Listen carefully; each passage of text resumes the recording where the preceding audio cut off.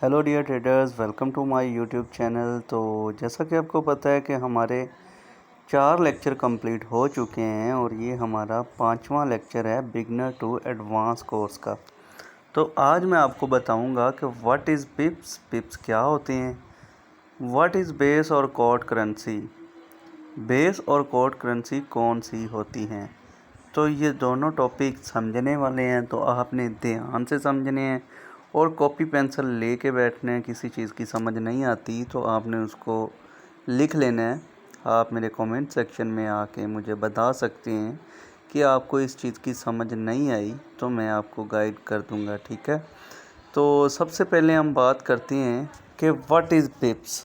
देखें, forex market में trade करने के लिए आपको पिप्स का नॉलेज होना बहुत ज़्यादा इम्पोर्टेंट है, बहुत ज़रूरी है। क्योंकि अगर आपको पिप का नॉलेज नहीं होगा तो आप ट्रेड की कैलकुलेशन नहीं कर पाएंगे, ठीक है। तो ये पिप्स बेसिकली होते क्या हैं, मैं आपको डिटेल से समझाता हूँ। आप किसी भी करेंसी को ख़रीदते हैं या बेचते हैं तो जो भी इसमें लॉस या प्रॉफिट आपको होता है वो पिप्स के ज़रिए होता है। तो इसलिए पिप्स की इम्पोर्टेंट बहुत ज़्यादा है, पिप को जानना बहुत ज़्यादा ज़रूरी है। तो ये पिप अमूमन कहीं पे 1 सेंट का होता है, किसी जगह पे $1 का होता है और किसी जगह पे एक पिप $10 के बराबर होता है। ये मुख्तलिफ़ ऑर्डर्स होते हैं और मुख्तलिफ़ ऑर्डर में इसकी अहमियत मुख्तलिफ होती है। अब बेसिकली पिप का लफ्ज़ बार बार आ रहा है, तो पिप है क्या चीज़।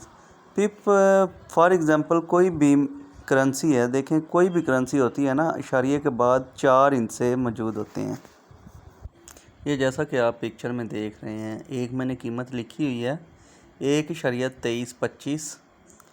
ये देखें फॉर एग्ज़ाम्पल किसी भी करेंसी की ये अमाउंट है, मौजूदा अमाउंट है 1.2325।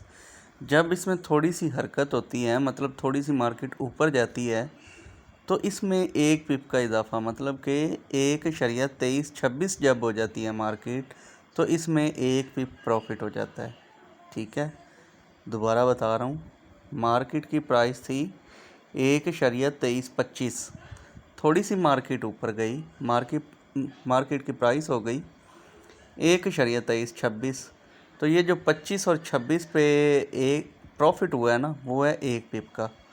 तो इसी तरह अगर मार्केट की प्राइस है 1.2325, तो मार्केट थोड़ी सी नीचे आ गई, तो मार्केट की प्राइस रह गई जी 1.2324। जब 1.2324 पे आएगी मार्केट, तो आपको 1 पिप का लॉस हो गया। अब ये 1 पिप 1 सेंट का भी हो सकता है, $1 का भी हो सकता है और $10 का भी हो सकता है। ये डिपेंड करता है उस बंदे के आर्डर पे, ठीक है, कि उस बंदे ने कौन सा आर्डर लगाया है, कितना आर्डर लगाया है, ये उसके आर्डर पे डिपेंड करता है। ये आर्डर जोन से हैं, ये मैं आपको इंशाल्लाह अगली वीडियो में बता दूंगा, क्योंकि स्टेप बाय स्टेप सारी चीज़ें लेके चल रहा हूँ ना।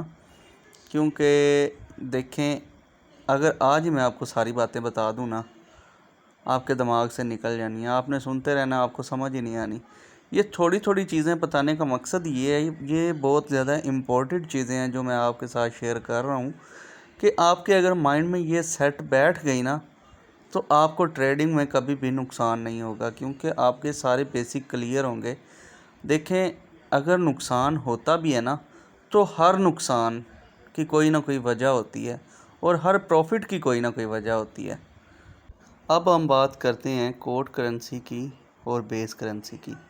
देखें, फॉर एग्ज़ाम्पल ये जो मैंने लिखा हुआ है यूरो USD, तो ये एक पेयर है। मैंने आपको पहले स्टार्ट में बताया था कि कोई भी पेयर है ना, 2 करेंसियों का जोड़ा बने तो वो पेयर बनता है। अब ये देख लें आप, एक साइड पे EUR लिखा हुआ है और एक साइड पे USD लिखा हुआ है। तो ये भी बात आपको क्लियर बताई थी कि कोई भी करेंसी है 3 हरूफ से मिलकर बनती है, जिसमें पहले वाले 2 हरूफ मुल्क को ज़ाहिर करते हैं और लास्ट वाला जो हिस्सा है या हरूफ है वो उस मुल्क की करेंसी को ज़ाहिर करता है। EU यूरोपियन हो गया और R का यूरो हो गया, ठीक है, मतलब उसकी करेंसी यूरो है तो यूरोपियन कंट्री की है। दूसरी करेंसी है USD, US अमेरिका और D का मतलब है डॉलर। अब ये जो पेयर है ये मिलके बना है यूरो यूएसडी।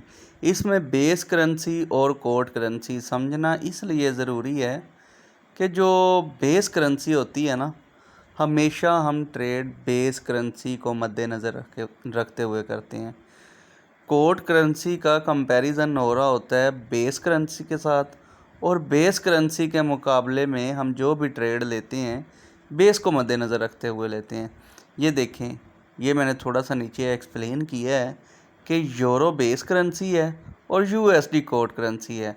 सिंपल सा फार्मूला है कि जो भी करेंसी आपकी बाई जानब पे आपको नज़र आए वो बेस करेंसी होगी हमेशा, और जो आपको दाईं जानब नज़र आए वो कोड करेंसी होगी। तो चार्ट आपके साथ शेयर करता हूँ, उस चार्ट में आपको बताता हूँ कि किस तरह बेस करेंसी और कोड करेंसी पे काम होता है। क्योंकि ज़ाहिर बात है आगे हमने चार्ट पे काम करना है, तो थोड़ा सा एक्सप्लेन करता हूँ चार्ट पे। ये आपके सामने मैंने चार्ट ओपन कर दिया है, तो ये आपको ऊपर एक करेंसी शो हो रही है, करेंसी पेयर जिसका नाम है GBP/NZD। अब ज़ाहिर बात है मैंने आपको बता दिया है कि जो हमेशा आपकी बाईं जानब पे होगी वो आपकी बेस करेंसी होगी। अब जो भी हमने ख़रीदो फरोख्त करनी है वो हमने GBP को मद्देनज़र रखते हुए करनी है। चार्ट को हमने समझना है, ठीक है। चार्ट को समझने के बाद हमने GBP और NZD इन दोनों को मद्देनज़र रखना है। हमें पता चल जाएगा कि NZD अगर इसमें स्ट्रॉन्ग हो रहा है तो कैंडल्स हमेशा सेल की तरफ ज़्यादा होंगी। अगर GBP की प्राइस बढ़ रही है मतलब स्ट्रॉन्ग हो रहा है, तो फिर आपको हमेशा ग्रीन कैंडल्स ऊपर जाती हुई नज़र आएंगी, ठीक है।